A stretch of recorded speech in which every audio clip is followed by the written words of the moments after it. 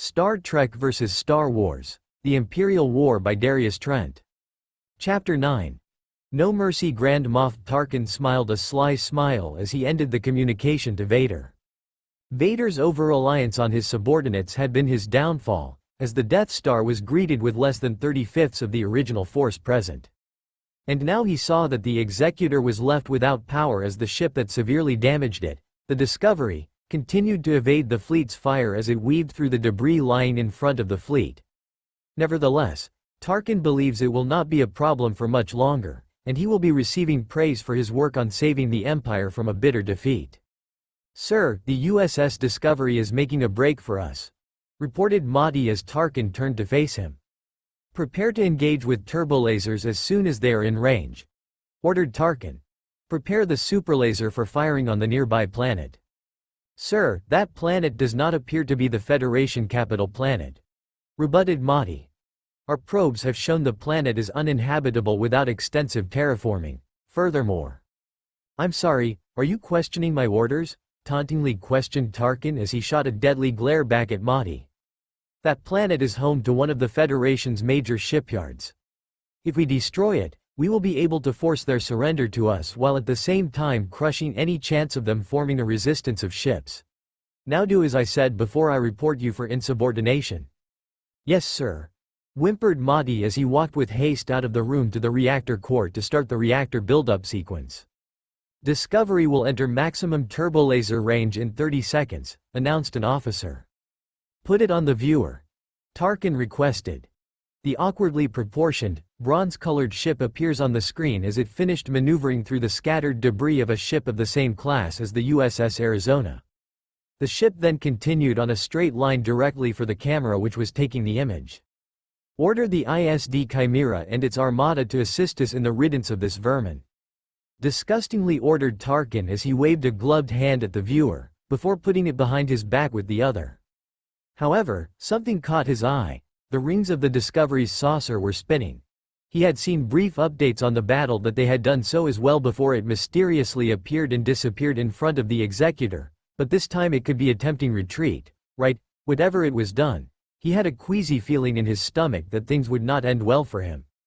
"Discovery will be within range for 10 seconds, reported the officer, snapping Tarkin back into reality.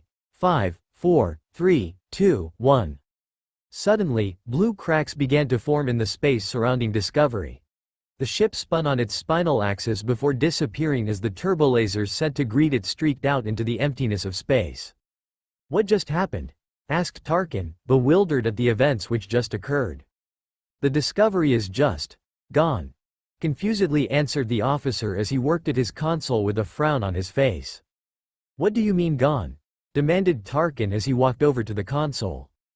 "Just that, sir, she's gone," replied the officer. "We can't see her, and our probes aren't picking up anything either."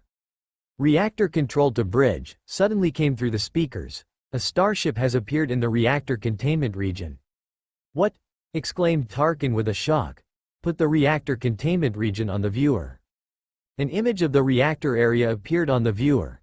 The Discovery was there, its saucer still spinning as it slowly drifted inside the room. The ship ejected several small, black containers from what appeared to be a rear hangar bay, before it once again turned on its spinal axis and jumped down as it dematerialized through the containment walls. "Sir, something is was the last thing Tarkin would ever hear before the viewscreen turned a brilliant white, followed by an intense heat around him before eternal darkness. In space, the Death Star stood in the middle of the remaining Imperial fleet, as ships stayed as escorts around it in order to keep it protected from a Federation attack. There were at least 100 Star Destroyers surrounding the monstrosity alone, with the Executor a bit further away due to the heavy damage it had sustained. No single ship was prepared for the carnage that followed. Without warning, the Death Star exploded, the explosion itself sending shockwaves in every direction. Any ship 50 kilometers away from it was instantly vaporized by the explosion, and ships only slightly further away were ripped apart by the shockwaves and debris that followed. The Executor, while being a steady 100 kilometers away, still felt a significant portion of the shockwaves. the waves sending the 11-kilometer-long remains of the once 19-kilometer-long dreadnought adrift and spinning as an unfortunate Star Destroyer was crushed against its remaining hull. In total, the Empire lost the majority of the remaining attack force, with a relatively modest 94 Star Destroyers, 5 interdictors and the Executor left of the once proud 500-strong fleet. But that was the least of their concerns. The Discovery dropped out of its spore drive right on top of the remaining ships, firing a full spread of transphasic torpedoes at the fleet before jumping away, the torpedoes taking out several Star Destroyers. This was followed by the arrival of the rest of the main Federation fleet, which had gone to a safe distance away from the Death Star before it had exploded, and split off into 3 groups which came from all directions as the Imperials quickly found themselves outgunned and outnumbered. The 3 groups, led by the starships USS Voyager, USS Enterprise and the USS Arizona, rained quite literal hell on the remaining ships, coming from every direction as every ship poured out quantum torpedoes and phasers, at a rate of which some Imperial ships didn't need their shield domes to be destroyed before they suffered the same fate as their counterparts earlier in the battle. As soon as the Federation ships were within turbolaser range of the Imperial fleet, they proceeded to burst apart in a pre-coordinated starburst pattern, each ship moving erratically to avoid being hit as they still managed to cut through the Imperial fleet. There would be the occasion where the odd Federation ship burst into flames, but this only led to the group fighting even harder to make up for their losses. On the Executor, the crew watched as their smaller counterparts were slaughtered by the Federation. A Star Destroyer flared up in front of them as a smaller but deadly style ship fired a series of orange pulses at the bridge domes of another, eliminating the weak domes as the crew watched on in horror. "My lord, we've managed to restore engine power," crackled through the speakers as the ship rocked with the shockwave of another explosion. "We will have shields and weapons power in about 10 minutes. "That will not be necessary, Admiral Pete," replied Vader. "We have lost the battle. We must ensure we survive to defend our remaining territories in this universe. Can I be certain the hyperdrive is in working order?" "The hyperdrive is fully functional, my lord. We can go to light speed at your discretion," answered Pete. "Tell any remaining ships to retreat with us back to the Ivor system," ordered Vader. "We will re-evaluate our position here as soon as we make it there." "Yes, my lord," replied an officer. "My lord, there appears to be an escape pod from the Death Star," announced the comm officer. "It's Admiral Motti." Vader suddenly looked intrigued at this information. "Bring him aboard, then get us out of here with the others," replied Vader. "I will confront him personally when he comes aboard." The Executor's engines flared a deep orange as they attempted to maneuver the ship into the appropriate hyperspace course, alongside all of the remaining ships. With a sudden rush, the small escape pod made its way into the hangar bay of the Executor as this happened, enclosing its occupant in the safety of the ship. The Federation Armada attempted to prevent their escape, destroying several Star Destroyers while they were attempting to get away. But nevertheless, some still managed to get away, with the Executor, 5 Star Destroyers, and 2 interdictors managing to get away, torpedoes and phasers sent out at them now forever traveling through the depths of space until they lost power. In all, the Federation lost an Akira class, 2 Miranda classes and a Saber class in their renewed attack on the Imperial fleet, with the Empire losing all ships that failed to enter hyperspace. And so ended the Battle of Sol, the first official victory for the Federation in the war. "Here's the casualty list you requested, sir," announced Aldrin as she walked into Captain Trent's ready room with a PADD in her hands.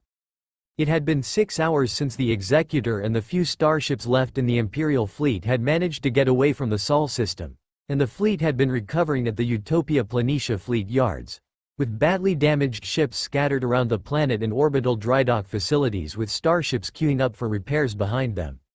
The Arizona, while prominent in the battle, was stuck in a queue for a Galaxy-class repair bay, sitting behind the USS Venture but ahead of the USS Galaxy as it awaited repairs. "Thanks, Aldrin," replied Trent as he took the PADD in his hands and read through it. "We took casualties mainly on decks 6, 13, 24 and 19," explained Aldrin. "In total, there were 15 casualties, 14 of which were console-related injuries, and 1 death in main engineering when crewman Chen fell off a collapsing walkway while attempting repairs to the phaser links. Just another one of those letters to write." Sadly, commented Trent. I haven't had to write one of those in 5 years. It's a shame he had to give his life for this, added Aldrin. Command's estimating casualties for us approaching 40,000 and still climbing. I can assume casualties for the Empire are much worse. Based off our scan estimates, we're estimating numbers over 2 million for the Empire. It's a real shame we had to destroy the Death Star, commented Trent.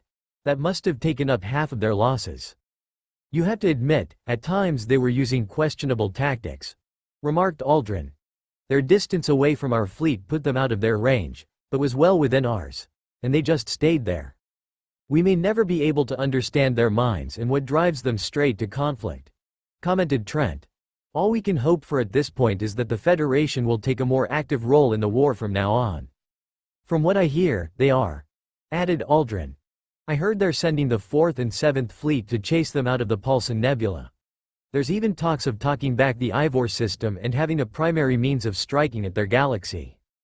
It's a wonder the Klingons haven't joined us yet, commented Trent. Do you have any plans in the next week? No, actually I'm free, answered Aldrin. What are you getting at? Well, I was just thinking that there's going to be an officer's celebration at Utopia Planitia 1 in 2 days, and I was wondering if you'd like to come with me. Aldrin sat in silence for a second as she considered his proposal. I'd be delighted to, sir, replied Aldrin as she smiled. Trent grinned with the same intensity as they both locked eyes with each other. Sir, Admiral Picard wants to be debriefed on the condition of the Arizona, came through the speakers at that moment, interrupting the moment. Tell him I'm on my way, Tataner, Trent replied as he hurriedly got out of his chair. I'll cover the bridge for you, stated Aldrin. It's lucky I also included a condition report on the ship at this moment on the PADD. I don't know where I'd be at the moment without you, Aldrin, remarked Trent as he walked around the desk. Probably groveling at Admiral Picard's desk for mercy, replied Aldrin, causing both her and Trent to chuckle in jest as they walked out of the room and onto the bridge.